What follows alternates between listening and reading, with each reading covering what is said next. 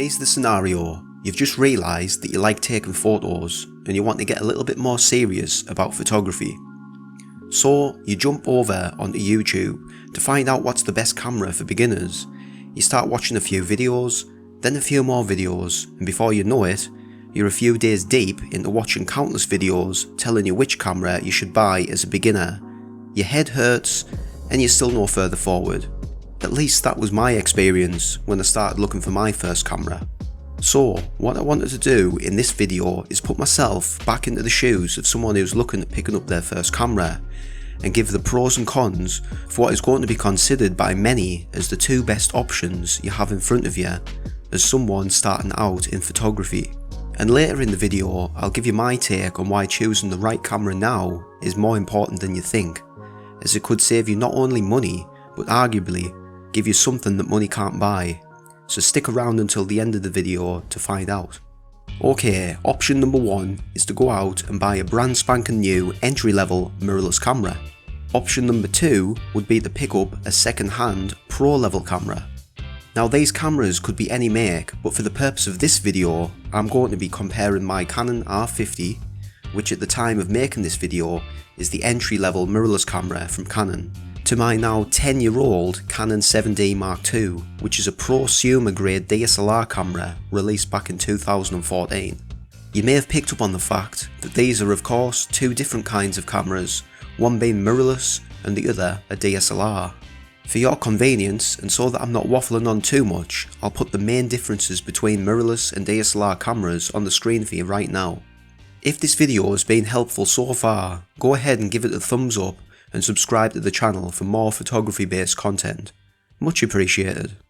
Now, let's take a look at some real world examples of where entry level mirrorless cameras really shine. Starting out with what you're seeing right now, and no, it's not my beautiful face, but thanks for noticing.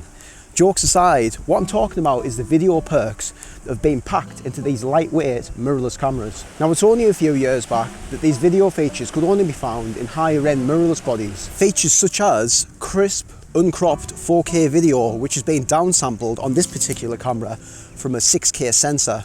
Dual pixel Type 2 autofocus system with subject detection for humans, animals and vehicles. This camera has 10-bit video capability in the form of HDR video, 120 frames per second full HD slow-mo, and a lot of those features also apply to the photo side of things too.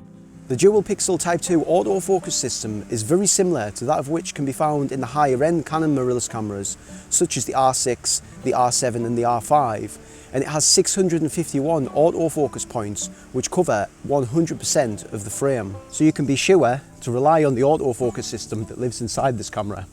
And don't forget they also have subject recognition, so if you want to leave it completely up to the camera on which subject to focus on, you can do that too. The Canon R50 also has a flip out screen, which is very useful for these low down angled shots. Now quite ironically, this next point is going to make a lot of sense, having had to come inside the car due to the rain. We're now going to take a look at the features found in older pro level DSLRs that you just won't find in entry level mirrorless cameras. The big one that stands out for me is weather sealing. Now don't get me wrong, not all weather sealed cameras are made equal. Some are definitely better than others, but the fact remains that you're not going to get any weather sealing from an entry level mirrorless camera, which depending on what you're planning on using the camera for, may or may not be a problem for you. Build quality is another big plus point for the old pro level DSLR cameras. The Canon 7D Mark II has a magnesium alloy body, and what that means in a nutshell is that you can really put this camera through its paces when out in the field, and not have to worry so much about the camera falling to bits if you have a little tip over, but don't go out and test that just because I've said it here. So those are some of the pros and cons that each of these cameras bring to the table, but it doesn't end with just the camera bodies.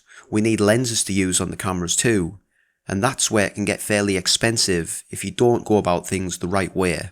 As a beginner, you're probably going to be looking at picking up a kit lens, which is usually a lens that's included as part of a kit deal along with your camera when you buy it new. So in theory, that rules out the older DSLR camera here, but something maybe more important than your first lens is the lenses that are available to use with the camera you've chosen so that really does put the DSLR back into the running. As with the DSLR camera, I'd also strongly suggest looking at used lenses.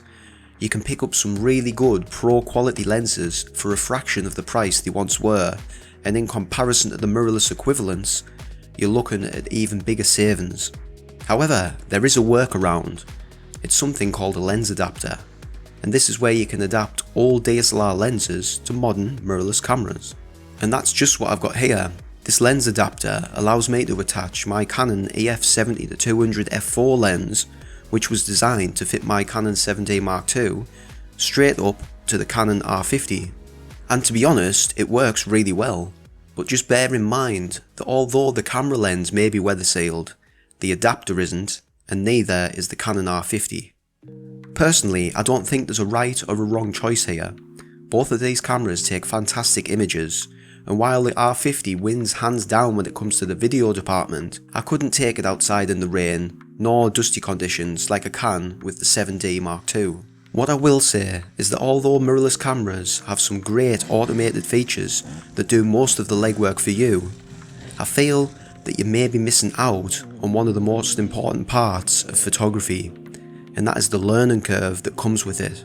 Take away the fact that you can pick up a 10-year-old pro-grade DSLR for around half the price of an entry-level mirrorless camera.